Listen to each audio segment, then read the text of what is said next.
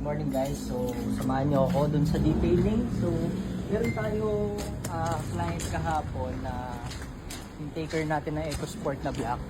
So, pinadetail na natin siya actually nung una, pero hindi kami kumbinsido dun sa ganda. So, pina 3-step natin para matanggal lahat ng mga acid rain, everything, yung mga ganun, para mas maganda pa siya. So, yun lang guys, samahan niyo ako, tingnan natin dun sa detail. On the way na tayo dun sa detailing natin. Isa nating mga ka-tie-up na shop. So itong EcoSport na to is papa-car wash na rin natin to, para kasi may taker na rin ata nito eh. So papalinis na rin natin. Then eto, ano tayo? Kotse lang kami. Sorry bossing. Ayun, naka-ano pa.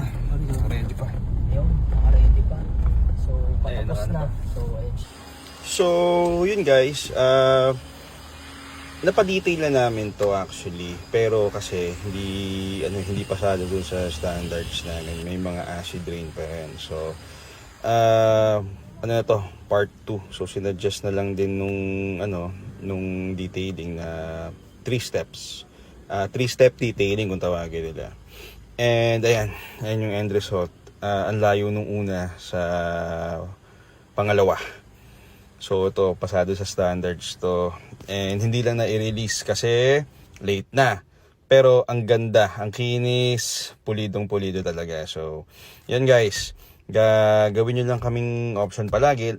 Tulad na lagi namin sinasabi.